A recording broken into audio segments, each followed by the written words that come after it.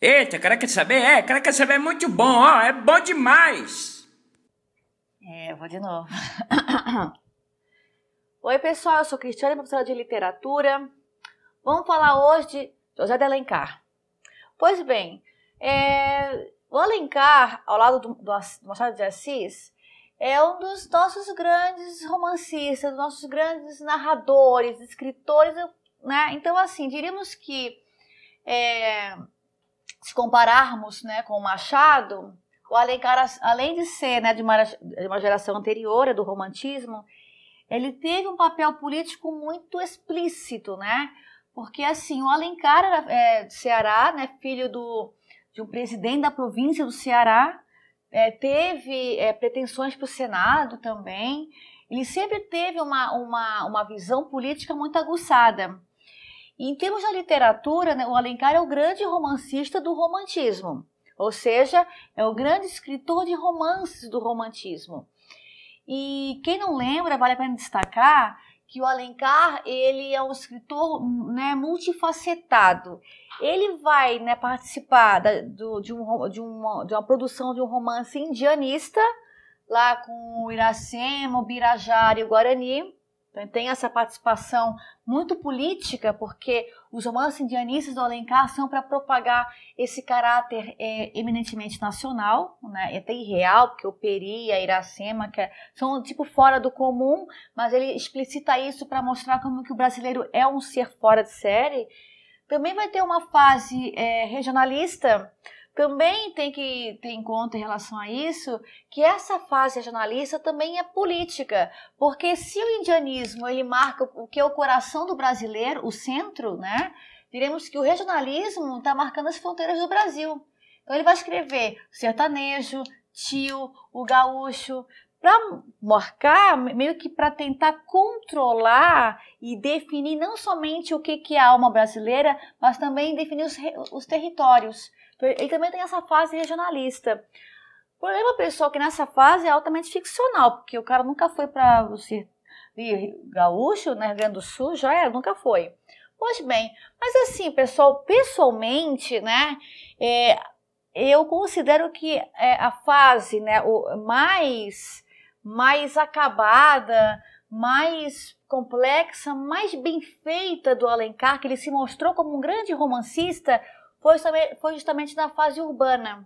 Quando ele vai escrever romances destinados não a índio ou então a gaúcho, mas definindo o que é a sociedade urbana carioca do século XIX. E aqui diríamos que ele vai ser até um pouco avançado para a sua época. É nessa característica, nesse momento urbano do Alencar, que ele vai mais demonstrar as influências que ele teve da Europa, né? E também vai ser tipicamente mesmo aquele romancista romântico, porque aqui, no romance romântico por excelência, seja Brasil ou seja Europa, há a predominância de um sentimentalismo, de um certo moralismo, uma preocupação muito com a conduta feminina, e diríamos que o âmago do ômega, né, o coração do romance romântico, a gente já vê em Werther, do Goethe, que foi publicado em 1774. O que é o âmago do romance romântico? É o homem em conflito com a sociedade. Sempre é um desafio social. Existe o herói, que é justamente o herói romântico, aquele que não aceita, né, o materialismo, a venda, a prostituição da alma pelo capitalismo, que está ainda, né, em vigência ainda e surgindo, melhor dizendo, e a sociedade como um todo que é corrupta.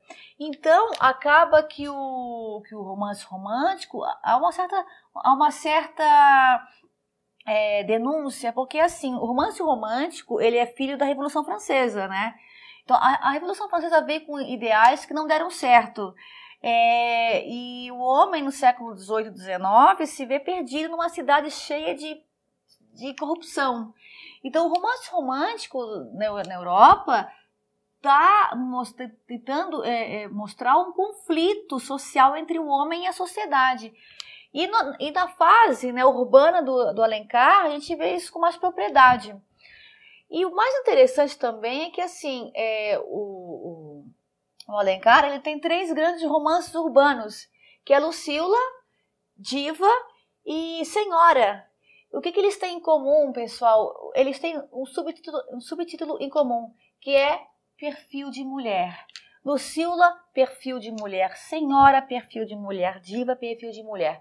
Por que o Alencar teria essa preocupação em escrever tantos perfis femininos? Primeiramente, é uma questão muito prática. A maioria do público do Alencar era um público feminino. Então, as senhorinhas, né, da corte, as senhorinhas lá da aristocracia brasileira carioca, elas liam muito romance. Então, o Alencar acaba que vai colocar... Esse romance urbano tem um leitor certo, que são mais essas moças, né? Ele vai traçar uma série de perfil feminino. E o primeiro perfil que ele vai escrever vai ser Estado da Lucila, que é publicado em 1862. Pois bem, pessoal, é um romance belíssimo. Nossa, é muito lindo esse texto. Eu diria que aqui está o Alencar mesmo bom, né?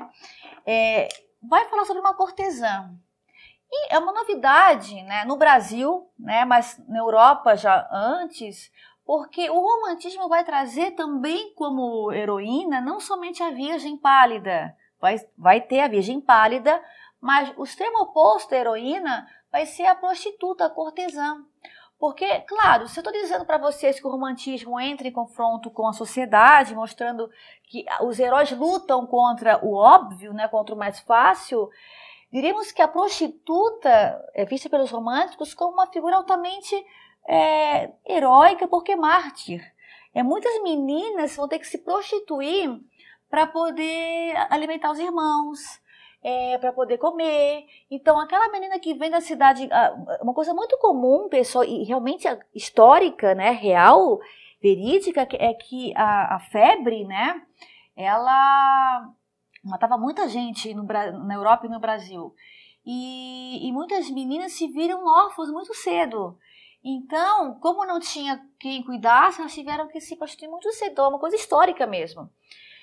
Pois bem, nesse momento, né, o romantismo vai resgatar a prostituta como uma heroína. Ele não é o primeiro, né? A Dama das Camélias, quem já ouviu falar, é um romance do Alexandre Dumas, é um romance francês de 1858, que vai falar sobre o Armand Duval, que é um moço que vem do interior para Paris e se apaixona pela Marguerite Gautier. E a Marguerite, apesar de cortesã, tem aqueles olhos puros de doer. A própria ópera La Traviata também é inspirada nessa prostituta do Dumas. Então, diríamos, se o Alexandre Dumas publica em 1858 o Dama das Camélias e o Alencar em 62, também existe uma influência. E é bem explícita, porque tem um momento do livro que a Lucila está lendo a Dama das Camélias. Pois bem, qual é a história, né? Então, assim, primeiramente, foco narrativo. A história é narrada em primeira pessoa. É como se fosse cartas, tá? O narrador, quem está escrevendo as cartas é o Paulo Dias, que é um dos protagonistas da história. Ele está escrevendo cartas para uma senhora chamada Senhora GM, que ninguém sabe quem é. Então, quem vai publicar o livro vai ser GM. O autor ficcional vai ser GM, que vai publicar as cartas que Paulo Dias escreveu para ela, né? Então, é assim que começa o foco narrativo. E mais, o Paulo Dias vai escrever essas cartas, essas memórias, como se estivesse vendo o momento presente. Hoje vi Lúcia, hoje não sei o quê. Então, vai ter esse tempo também que vai estar, né, em coerência com a vida deles na época. Pois bem, o enredo, pessoal. O enredo é altamente... começa muito avançado, porque o Paulo Dias é um moço que vem de Pernambuco, um moço de 25 anos, obviamente muito ingênuo, vem daquela pureza que não foi corrompida pela sociedade, e ele vai para onde? Rio de Janeiro.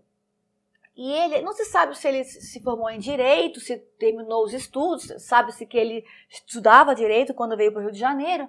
Acontece uma coisa meio Moulin Rouge, né, pessoal? Assim, uma certa aquele maravilhamento, né, em relação à grande capital.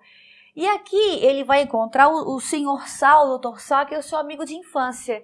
E ali ele vai mostrar, né, essa cidade maravilhosa da corte, dos luxos, desses vícios, né, que ele até então não estava acostumado. Só que o Paulo Dias é um moço que ele tem os olhos puros ainda. Então ele vê com uma certa inocência toda aquela malícia.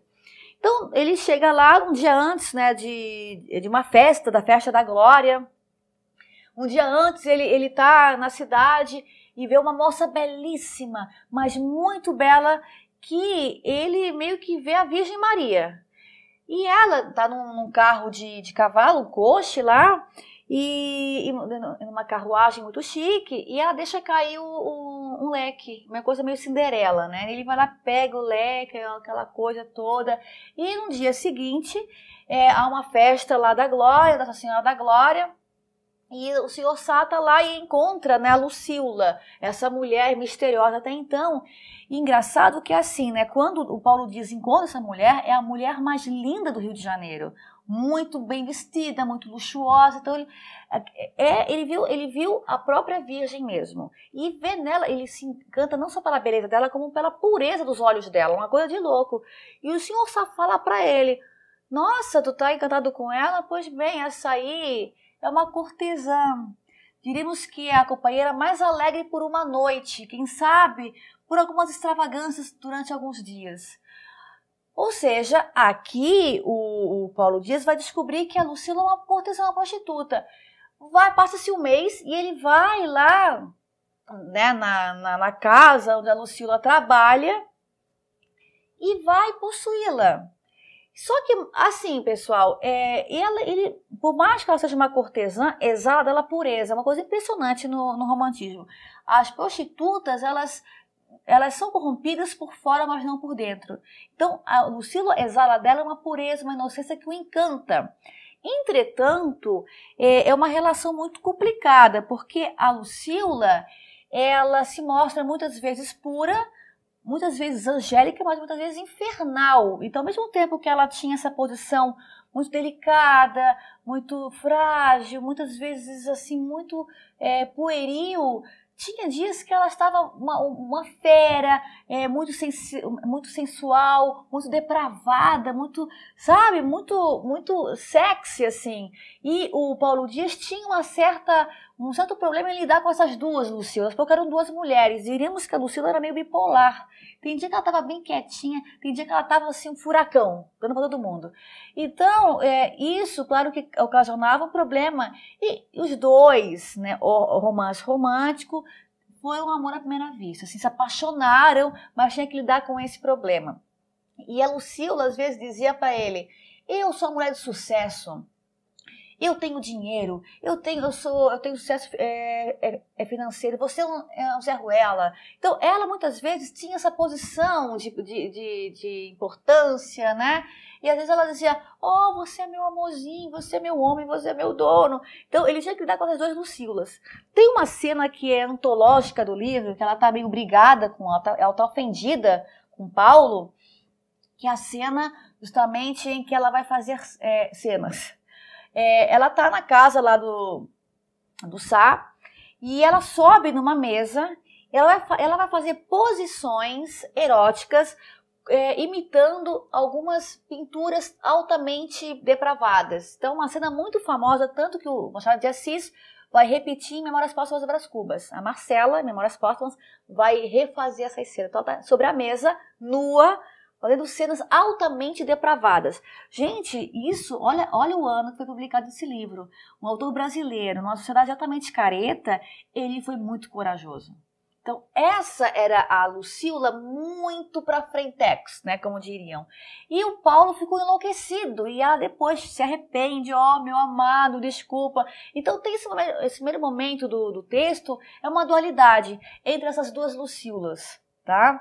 Porque, claro, convivia uma mulher que foi corrompida pela vida, mas uma mulher que ainda poderia ser salva pelo amor.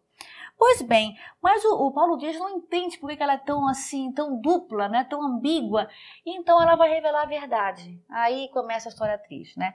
A Lucila, na verdade, se chama Maria da Glória.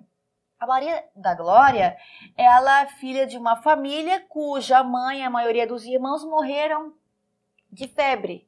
E aí acontece o quê? Ninguém queria, né, ajudar uma filha de uma pessoa que morreu de doença. Isso era muito forte no século XIX.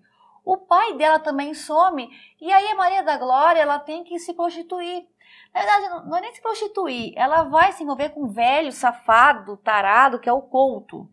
E ela vai, né, para poder comer. E o pai vai ficar tão pé da vida com ela que vai expulsar. Quando descobre que a filha dormiu, que vendeu a sua honra, né, vendeu a sua pureza pro velho, vai expulsar a filha. E aí tem um grande dilema. Tá na Rua da Amargura, sozinha na vida. A Maria da Glória vai dormir no mesma pocilga que uma bela também menina chamada Lúcia. Vai morar com ela, as duas também vão ter essa vida desregrada devido à pobreza, só que a Lúcia morre. Então, o que vai fazer a Maria da Glória? Vai trocar os documentos. A Lúcia vai morrer com o nome de Maria da Glória, e essa Maria da Glória vai ser, então, a Lúcia, a Lucíula, como chamam carinhosamente. Aí o Paulo Dias fica... Por isso que você exala tanta beleza, tanta pureza, porque você tem uma causa, né? Você está se prostituindo por falta de condições financeiras, teu pai te expulsou, e você tem que criar a sua irmãzinha Ana. Ela se prostitui para pagar um colégio interno para a irmã. Tudo perfeito, ou seja, gente, claro que se a cortesã vai ser uma heroína romântica, vai ser uma cortesã mártir, não vai ser qualquer uma não, tá? Pois bem, fica aquele conflito dos amantes, entre o ciúme, porque ele passa a morar com a Lucíula, vão achar que ele é sustentado por ela e coisa e tal. Pois, ao momento que ela decide deixar a vida e virar a mulher de Paulo Dias, vão morar em Santa Teresa. Pessoal, depois de tanto conflito, dá um alívio você ler essa cena idílica entre o Paulo Dias e a Lucíula. Eles se amam, ai que bom, acorda com aquele susto, ai eu tô com ele, é muita felicidade. Só que a Lucíula já dá uns indícios de tuberculose. Claro, pessoal, ela é cortesã, não vai ser tão final feliz assim. Daí começa a ter os indícios de tuberculose, mas tudo tal, tô feliz, ele tá aqui comigo, aquela alegria toda. E ela engravida, que felicidade, começa a felicidade a aumentar. Finalmente, né, sendo feliz, só que ela perde a criança. Ela vai sofrer um aborto. E ela precisa tomar um remédio para expelir o feto. A Lucíula é tão nobre, o pessoal que vai dizer o seguinte, não vai morrer comigo esse feto aqui, vou ser o seu túmulo para sempre, coisa e tal. E ela se nega a tomar o remédio porque ela não quer perder esse ente, né, esse fruto desse amor. E ela sabe que está chegando perto da morte mesmo. Então, a tuberculose piora, e ela, no leito de morte, pede para o Paulo, meu querido Paulo, case com a minha irmã Ana, para não deixar na Rua da Amargura. Ele vai dizer, não vou casar com ela, mas eu vou ajudá-la como um pai ao longo da vida.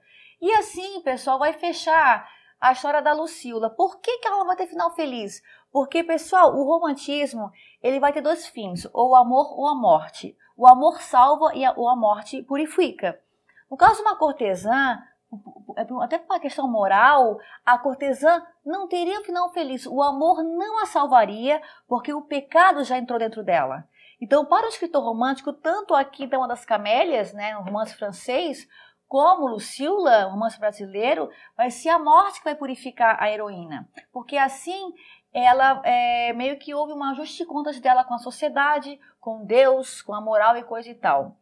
E assim, o que eu acho mais inovador nessa história, pois foi publicada nesse ano aqui, foi a coragem do Alencar em colocar uma protagonista cortesã, ainda que no final ele pagou pau, ou seja, botou ela morrer, né, morta, né, ela expiou pelos seus pecados, botou ao tempo todo uma posição altamente corajosa dela, feminista em certos momentos, arrogante com o poder.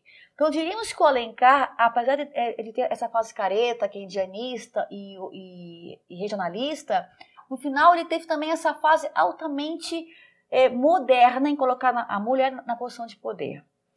Pessoal, essa foi a aula sobre Lucíula. Até a próxima.